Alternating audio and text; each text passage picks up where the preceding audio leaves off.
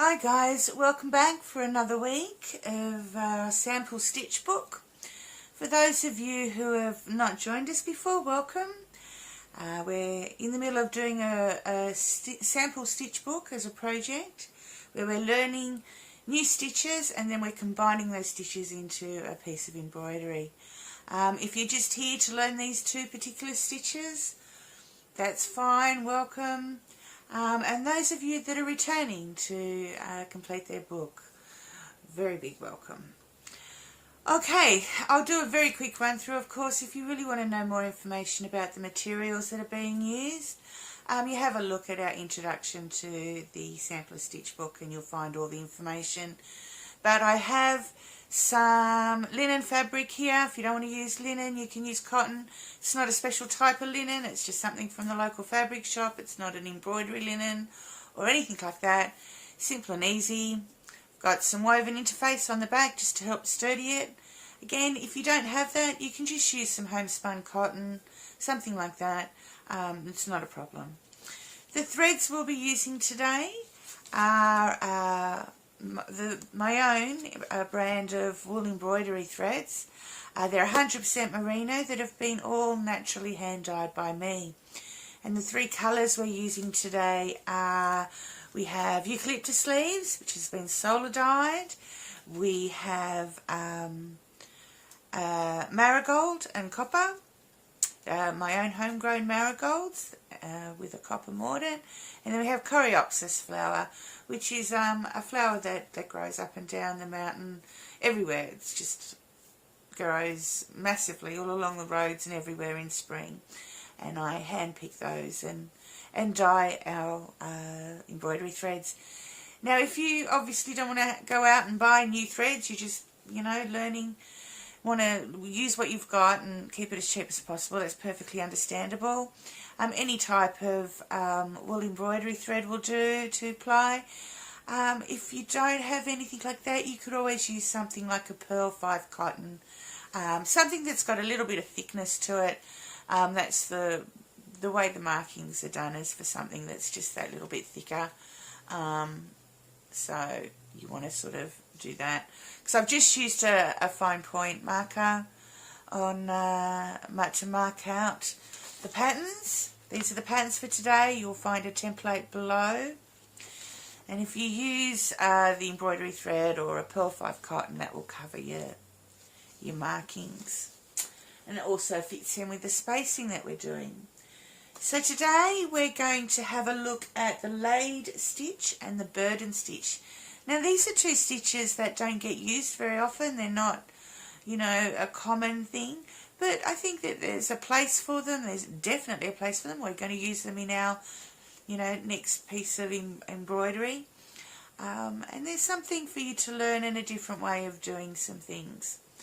So I'll get my needle threaded up and we'll get to that. I will apologise for my nails again. I think last week I was apologising for brown tinting because I had been eco printing.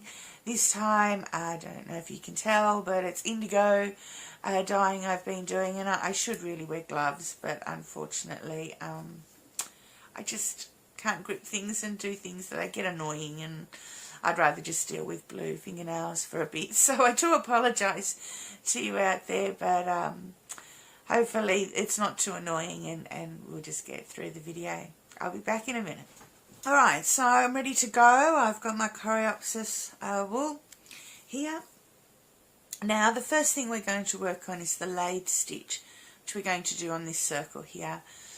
Laid stitch is just a simple way of filling your circle or any other shape that you have, and it's very similar. I mean, for those of you that have done satin stitch, it's very similar to that. It's just a way of conserving your thread, and maybe your stitches aren't quite as close together because of that. We will, for those of you that don't know anything about satin stitch, that'll be next week's video. We'll look at different ways of doing satin stitch and getting a few different effects. So for anything like this, I always like to start in the middle. I just find it helps you get a bit more of an even, especially if you're doing a stitch that's got a pattern to it. It allows you to have a nice even ending so it doesn't look a bit weird. So we're just going to go straight down the stitch, just straight down, do a straight line, straight stitch. This is actually quite a large, wide circle. If I was actually embroidering a circle this size, I'd most probably use a short and long stitch or something, but we want you to be able to play while you're learning. Right, now what we're going to do is we've gone down at the bottom and we're going to come back up at the bottom so that we've got a very short stitch behind and come up right next door. And then come down at the top right next door. So it's basically a long stitch at the top of your fabric and a short stitch at the bottom of your fabric. So again, do we go right next door?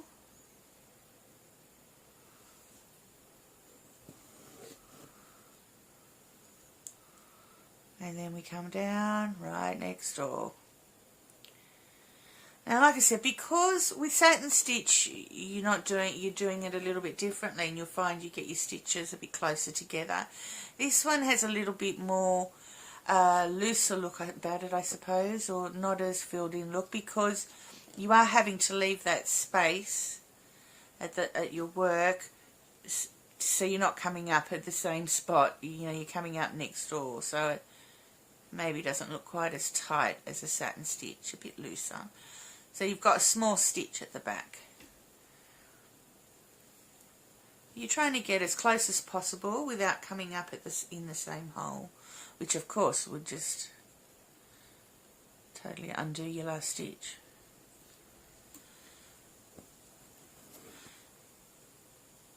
Like I said, this is really good because you're only doing small stitches at the back. You're actually not wasting very much thread at the back of your work.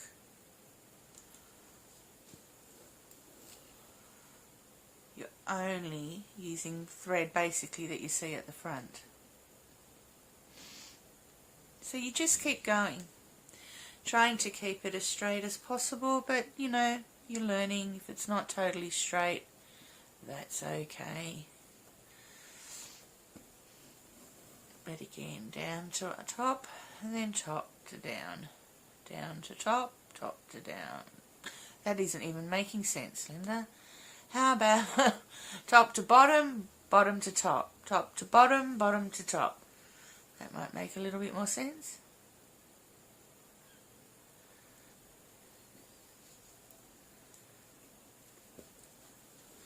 So it's pretty easy, pretty simple, a nice quick way of filling in an area,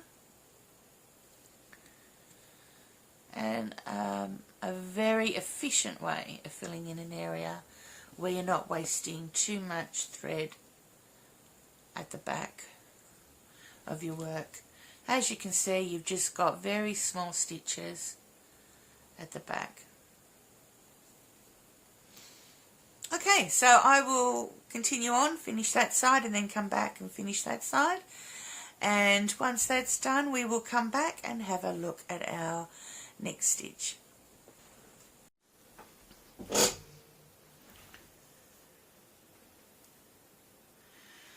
Okay guys, well I'm back. I finished all my laid stitch. As you can see, it fills in all quite nicely. Excuse my ripples in my fabric. I didn't cut my fabric quite wide enough, so I can't pull to get my tension right.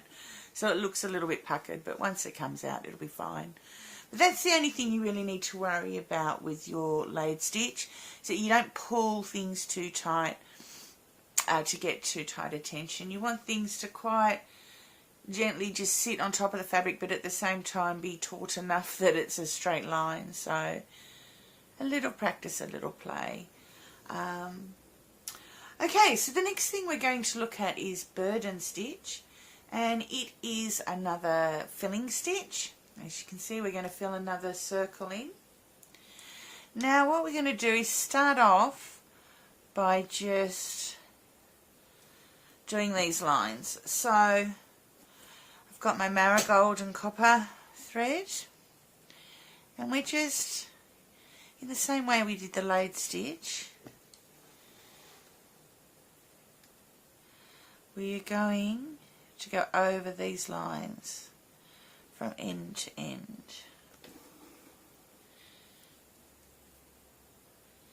And it doesn't matter if they're not perfectly straight, don't stress. This is all practice and all about learning. I mean, with something like this laid stitch, if I was actually doing that on an embroidery piece, I might, you know, do an outline around the outside to neaten the edges up, that sort of thing. But, you know, some back stitch or some split stitch or something like that. But because we're putting this in our sample stitch book, we want to be able to see as much of the process as we can. I should have showed you the back while I was there. So again, it's just a very simple, small amount of thread that's been used at the back. And we've just got the outline of our threads. Alright, so we just want to do all of these lines.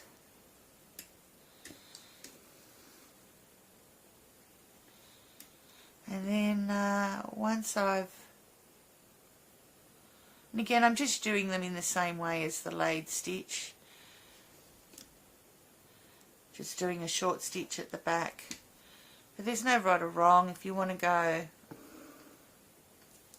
all the way around, you know, if you want to go there and then go there, go that way, you can, rather than, I hope I'm making sense. Anyway, I'm doing it in the same way that we did the laid stitch. And again, you want to keep them nice and taut, but without pulling too tight that you end up screwing the fabric up.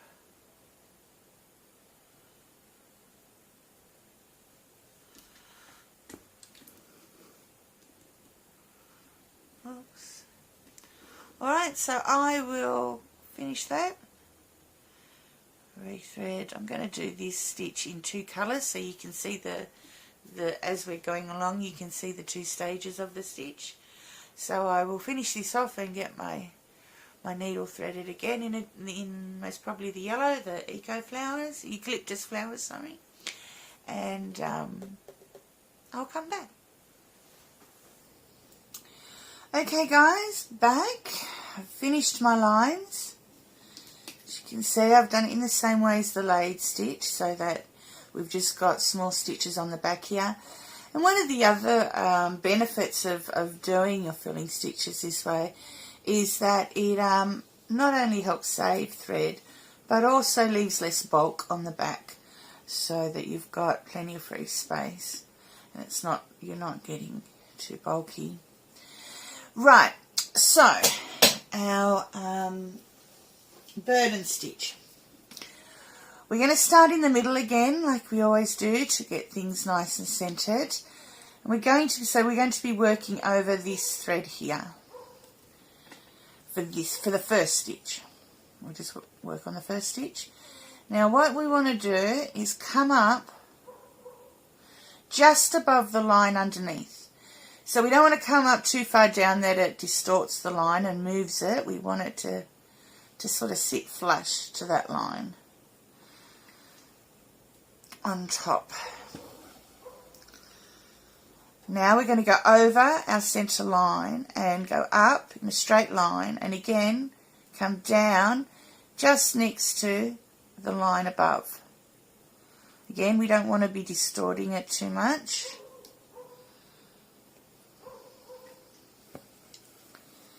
Pushing it up. We have a little straight stitch, our first straight stitch. Now we're going to work over this line at the top for our next stitch. So again, we're going to come up next to our stitch, and you can actually vary this stitch depending on how close you put your your vertical stitches together. So there's no right or wrong. Whoops. Sorry, I'm having a bit of trouble seeing at this weird angle. So again, we've come up above we're going over this line, the line above our first stitch. We've come up above the line below, trying not to distort it too much. And we're going up in a straight line and going down. Sorry, I'm finding it a bit hard to find my straight lines at this weird angle with the camera. If you're having trouble working out your straight line, just pull your thread straight. It's just a little tip, and that'll give you an idea of where you then need to go down. So we're going down right next to the line above.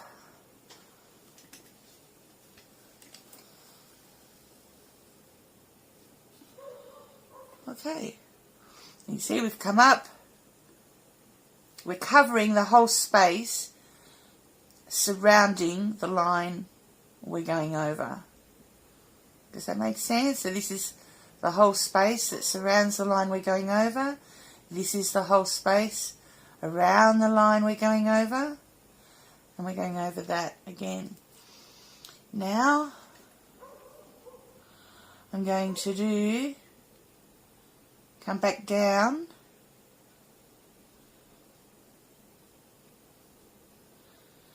I might actually come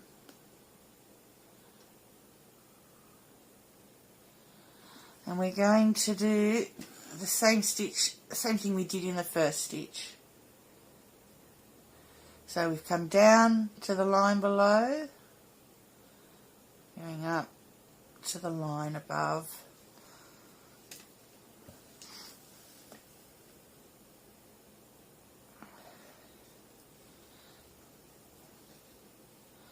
Now we're going to do the second stitch again.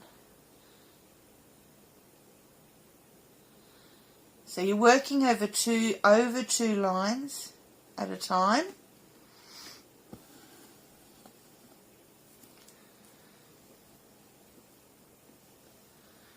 Again, if you're not quite sure about where to come in at the straightness, hold your thread straight. You don't have to do that, you can just use your eye, but I'm working out a funny angle here, so it's hard to see a straight line. So we're going over that line and coming in next to this line.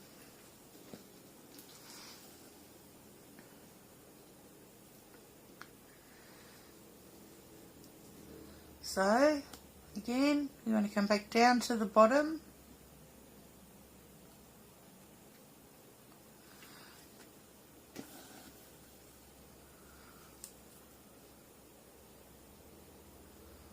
Up to the top.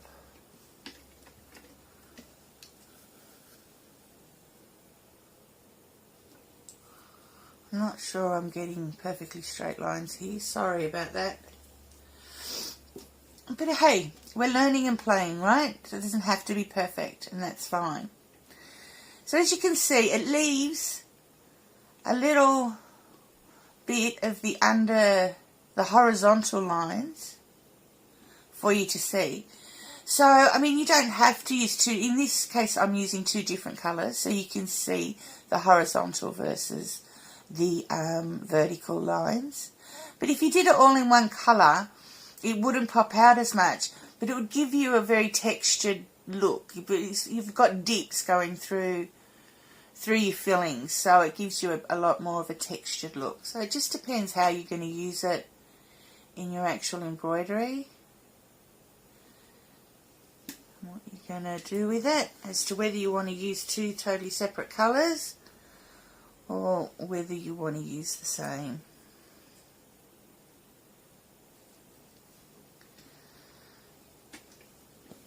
You have to remember, I'm using a very thick needle here. It's a needle a little bit thicker than what I should be, but just so that you can find it a bit easier to see. And because of that, when I come up here, I can sort of distort that a little bit because my thread's thinner than my needle. So it'll go back once I come back up. it'll go back straight. Whereas if you're using a needle like you should be, that's the same thickness as your thread, you want to make sure that line is not distorted too much. Really, you're not going to notice it too much. And I wouldn't, oops, see look, I made a mistake. I haven't gone all the way up. Too busy talking. Haven't gone all the way up to that line. So I'll just undo that. Too busy talking, not concentrating.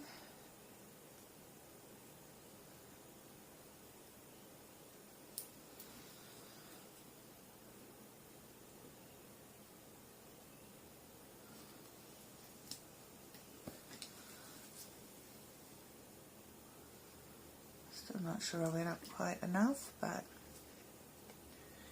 you can tell me.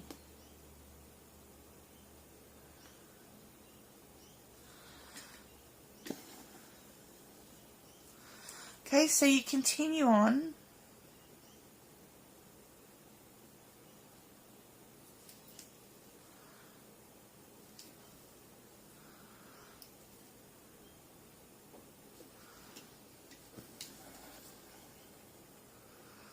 Continue on in that way, going over this line and then that line, this line, that line, filling in the full spaces.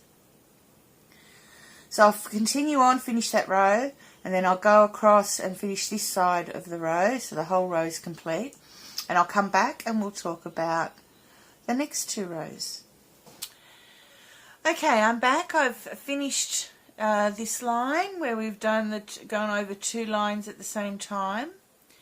My spacing's a little bit out. You can see in the middle where I've been working at this angle under the camera, they're a little bit wide, further apart than what they are when I was able to look at them properly, but that's okay. Like I said, with this stitch you can vary it quite a bit in regards to how far apart you want those to be. So now we're going to work over this line here. So what we're going to do is interlock our lines together. So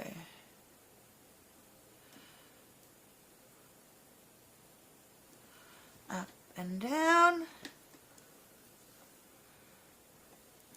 so that our line underneath is still shown through.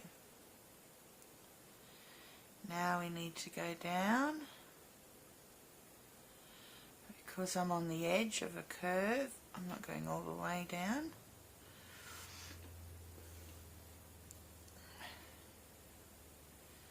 And again, so we're basically just doing exactly the same thing, but underneath.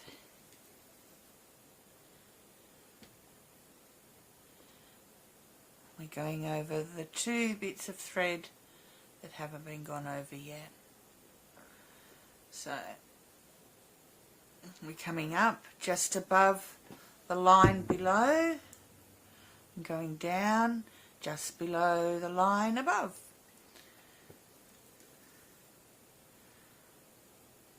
Sounds a little confusing, but hopefully by watching me do it you can see it is very simple. And we're locking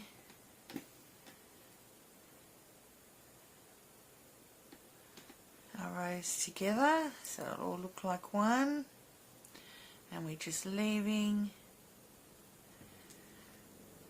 the horizontal bits showing. Oops, supposed to be going from here, aren't I? So again, just above and then just below. I don't think that one was very straight, but never mind.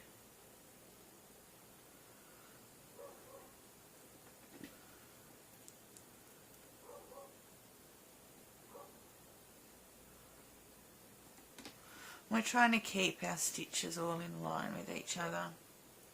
But again, don't be tough on yourself. Don't be getting frustrated and keep pulling things apart. Doesn't matter if it's not perfect. Mine certainly isn't, and I'm supposed to know what I'm doing. So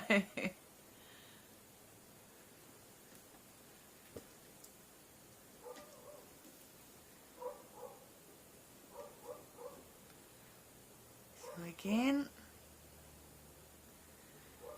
we're coming up just above the line below.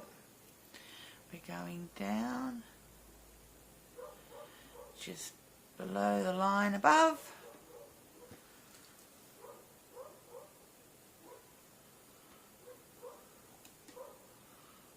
And we're doing the same with the line above. So it's exactly what we did with our first lines, first two lines.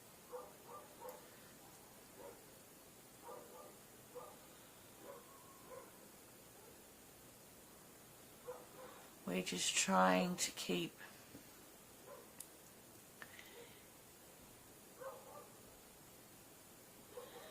these stitches a lot closer together.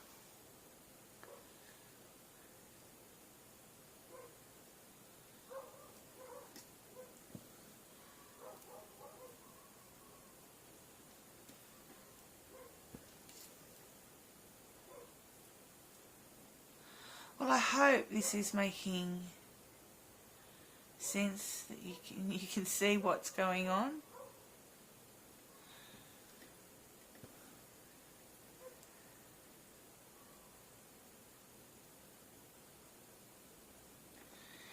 So you're going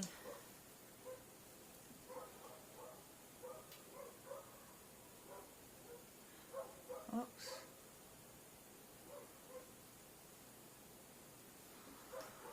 Done these ones very close together.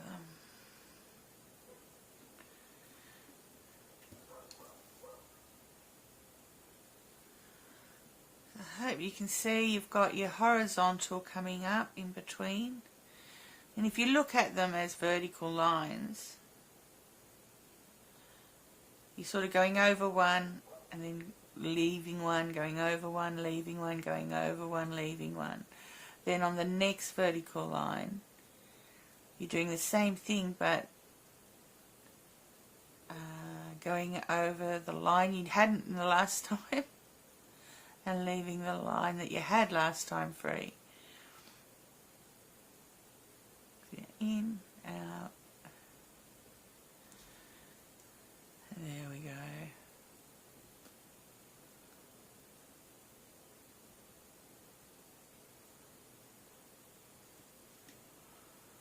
I'm not sure how vertical these are looking because I can't really tell from this angle.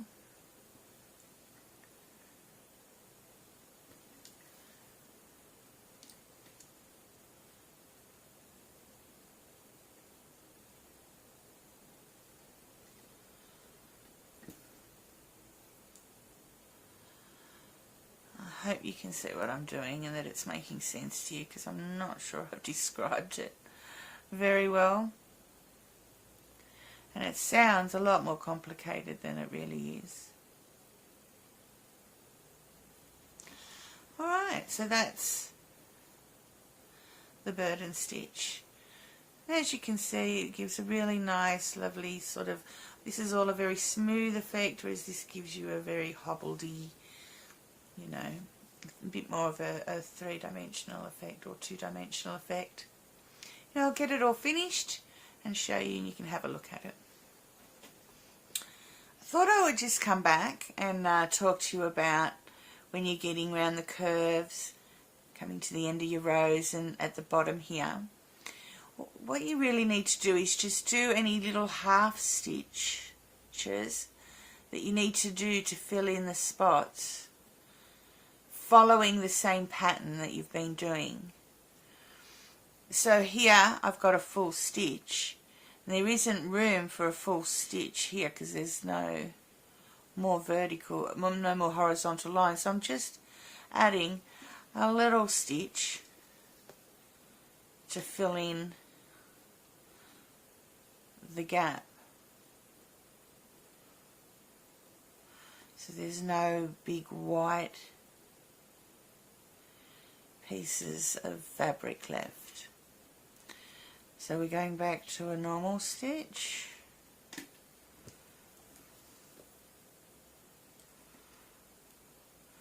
We've got another normal stitch.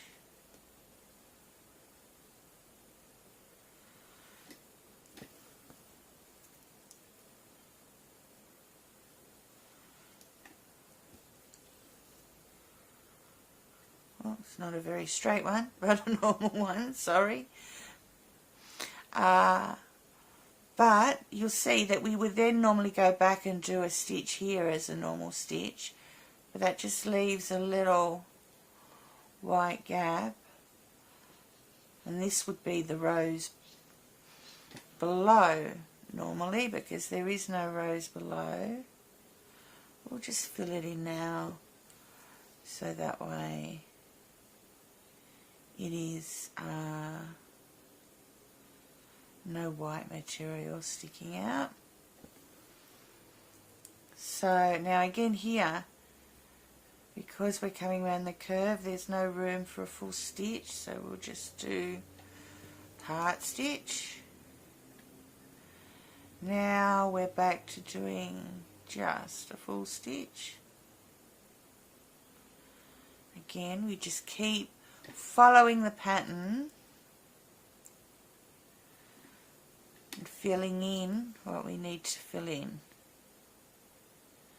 I hope you can sort of see what I'm doing. We sort of got no full stitches left at all now. So again, we just need to make sure that what normally it would look like is that a stitch would be coming from down here all the way to there, and this left bare. So we'll just do a little stitch to do that. Now I've got sort of a half stitch.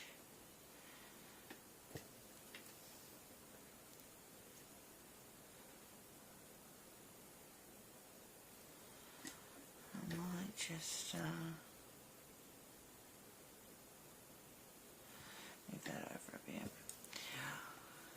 So as you can see, you just got to make sure that your pattern's always kept. So you go over one, leave one, go over one, leave one, go over one. And then the next vertical line is the same.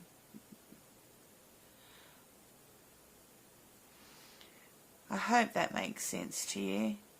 So just fill in along here. I've just filled in small stitches that would normally have been part of a bigger stitch if the pattern had kept continuing on.